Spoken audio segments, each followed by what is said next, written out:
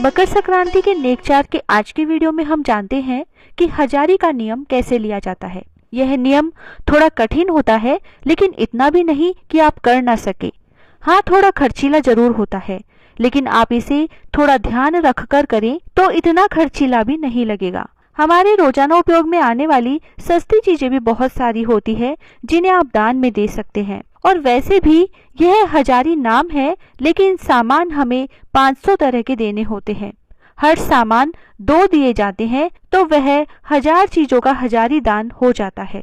आइए सबसे पहले जानते हैं कि हजारी दान में किन वस्तुओं का दान करें। हजारी के दान में जो 500 वस्तुएं दी जाती है वह हमारे रोजाना काम में आने वाली वस्तुएं ही होती हैं। बस उसके लिए आप पहले ही एक डायरी में सारा सामान नोट कर लें। फिर जो जो सामान देते जाएं उन्हें टिक करते जाएं, जिससे बिना किसी भूल चूक के यह दान हो जाएगा। इन सामानों में आप खाने पीने की वस्तुएं, रसोई में काम आने वाली वस्तुएं, मसाले, सब्जियां, फल, पढ़ाई में काम आने वाली वस्तुएं, बाथरूम में काम आने वाली वस्तुएं, सफाई में काम आने वाली वस्तुएं, सिलाई में काम आने वाली वस्तुएं, मिठाइयाँ, नमकीनें, पूजा में काम आने वाले सामान, कपड़े, बर्तन, प्लास्टिक के सामान, कांच के सामान, कुछ भी दे सकते हैं। खाने पीने का सामान या तौल से आने वाले सामानों को आप 100, 200, 500 कितने भी ग्राम या किलो के 2-2 पैकेट बनाकर दे सकते हैं। कुछ सामानों को जोड़ी से ही काम में लिया जाता है, जैसे चप्पल, कानों की बाली, चूड़ियां, पायल, तकिए, यानी इस तरह के जो भी सामान जोड़ी से काम में आते हैं उनकी 2-2 जोड़ी दान में दी जाती है। इस तरह आप रोजाना घर में काम आने वाले बहुत से सामान दान में दे सकते हैं। हम कोशिश करेंगे कि हजारी के सामान की लिस्ट जल्दी ही हमारे चैनल पर अपलोड कर सकें। अब हम जानते हैं कि यह दान किसे दे सकते हैं। यह दान आप मंदिर में, ब्राह्मणों को, गरीबों को, पड़ोस में, घर के बड़ों को, सासू माँ को, ननद को, जेठूधी या भांजी को, तीर्थ स्थानों पर, मंदिरों में आदि कहीं भी दे सकते हैं। लेकिन ध्यान रखें कि पीहर पक्ष में आपके द्वारा दिया जाने वाला कोई भी दान नहीं दिया जा सकता है, लेकिन छोटी बहनों को दान का सामान दिया जा सकता है। अब आगे हम जानते हैं कि यह दान कैसे दें और किस वस्तु से शुरू करें। यह दान आप 2 कंबल, 2 शॉल या 2 नारियल या नारियल के गोले आदि से शुरू कर सकते हैं। इस दान में हर वस्तु 2 की मात्रा में ही दी जाती है और यह दोनों वस्तु एक ही व्यक्ति को देनी होती है। जैसे आप 2 नारियल दे रहे हैं तो एक ही व्यक्ति को दोनों नारियल दें। ऐसा नहीं करें कि एक नारियल आपने किसी और को दिया और दूसरा किसी और को।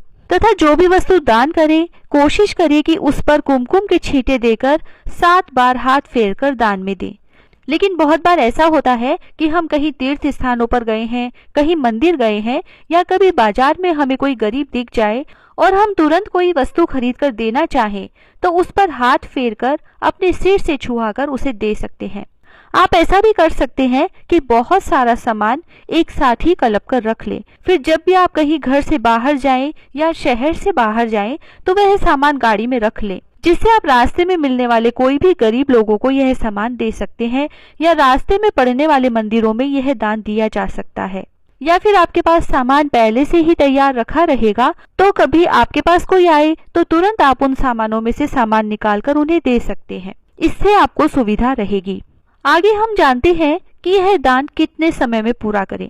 इस दान का नियम वैसे तो संक्रांति से संक्रांति तक लिया जाता है, लेकिन आप इसे 1, 2, 4, 10 कितने भी सालों में पूरा कर सकते हैं।